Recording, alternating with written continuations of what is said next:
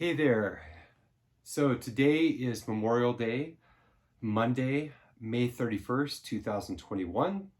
It's approximately 75 hours after a rotator cuff biceps tendon surgery.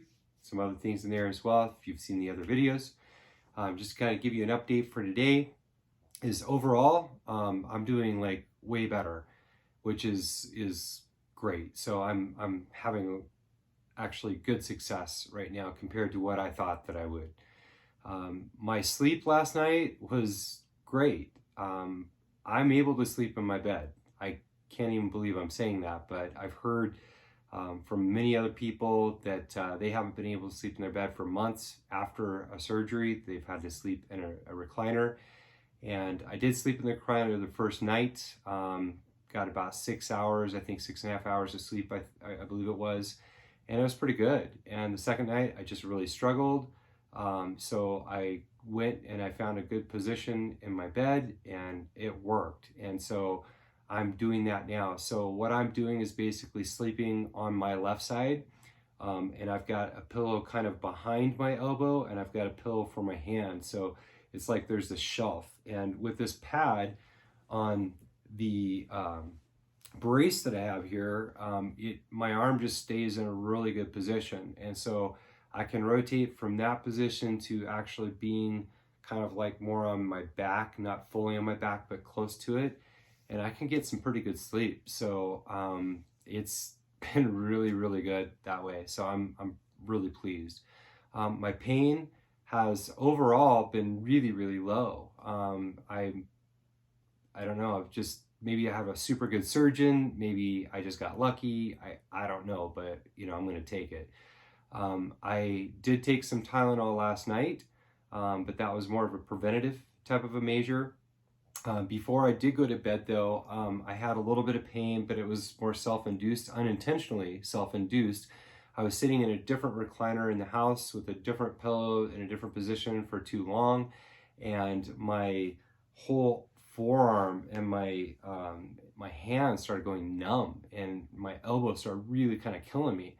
So once I got out of that position and I squeezed the ball for a while, I was able to kind of get back to a normal thing, and I woke up this morning and I was just fine. So my pain today has been really good. I mean, I would say it's, anywhere from a 0 to a 0.5 or to a 1, somewhere in that range. I mean, it's like almost nothing. So I'm really happy about that. I've got to struggle to keep in a really good position because I want to start doing things and I need to remind myself not to do that. So as long as that I'm really cognizant of being in the right places at the right time, I'm okay. So pain has been good.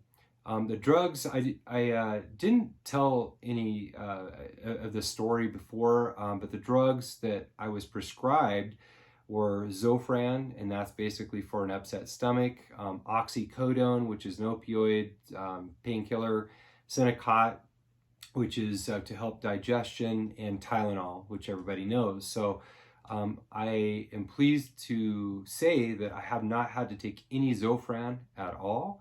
I have not had to take any of the oxycodone or the opioids at all, and I'm pretty sure that I'm not going to have to take either one of those.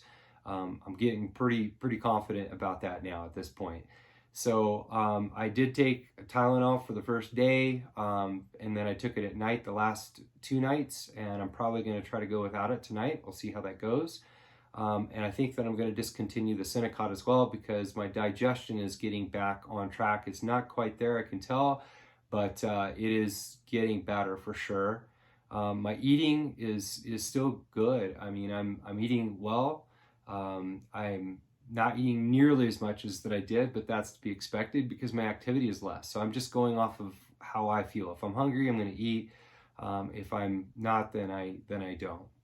So my exercises, I've been continuing on my exercises, doing those 3 times a day for 15 reps each or more.